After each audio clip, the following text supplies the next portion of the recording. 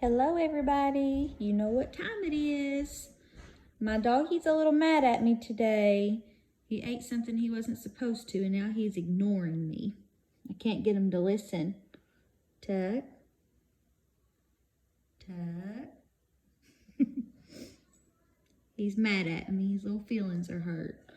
All right, Tuck, I'm gonna read. You listen, okay? You ready to listen? Guys, he's really mad at me tonight. Really. Tuck. Poor baby. All right, guys. Let's start with chapter 20 today. The language of the animals. It started with the birds. They had always been skittish when the robot was near. They would stare and screech and then scatter. But now that Roz was camouflaged, she could secretly observe their normal behavior right up close. And guys, skittish means like they would run away, act shy. Roz noticed chickadees fluttering through the same flowers and singing the same song every morning.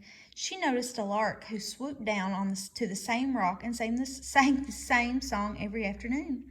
She noticed the same two magpies singing to each other from across the same meadow every evening. After weeks of robotically studying the birds, Roz knew what each bird would sing and when they would sing and eventually why they would sing. The robot was beginning to understand the birds. But she was also beginning to understand the porcupines and the salamanders and the beetles. She discovered that all the different animals shared one common language. They just spoke the language in different ways.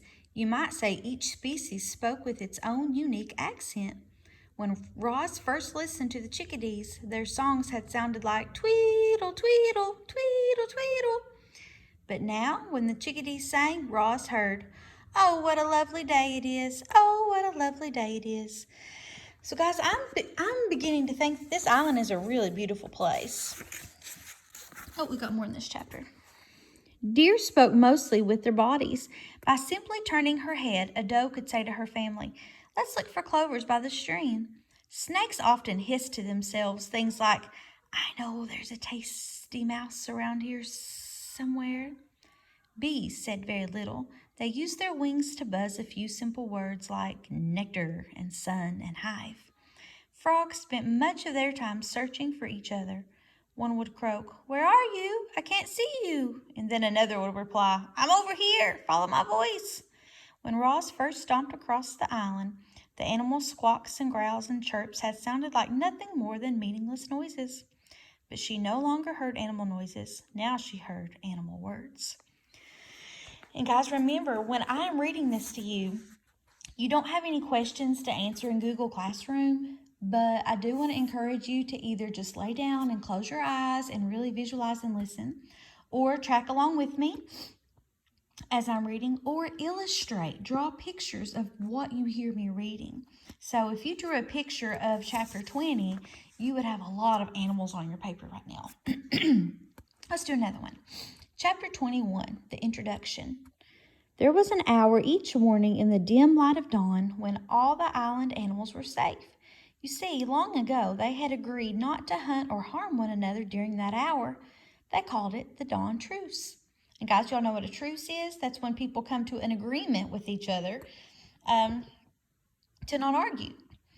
Most mornings, the island residents would gather in the great meadow and spend the hour chatting with friends. Of course, not everyone attended these gatherings. The bears had never made an appearance, and the vultures just circled high above.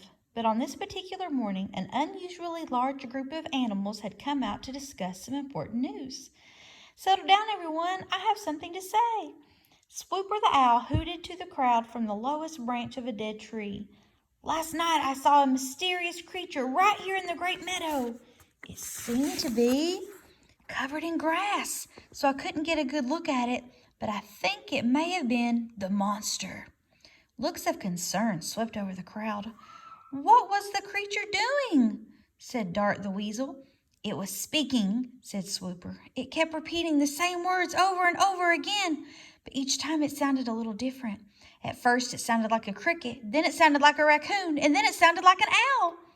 "What was it saying?" said Dig Down the groundhog.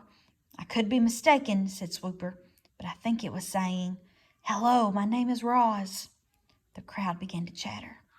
"Just where was this creature?" said Fink the fox. Ooh, guys, there's some alliteration. Everyone turned as the owl slowly pointed his wing to a grassy lump in the meadow. It was a rather ordinary-looking grassy lump until it began to move. As you probably guessed, that grassy lump was Roz. She had been there the whole time, camouflaged, watching, listening, and with all the animals looking at her, she decided to introduce herself.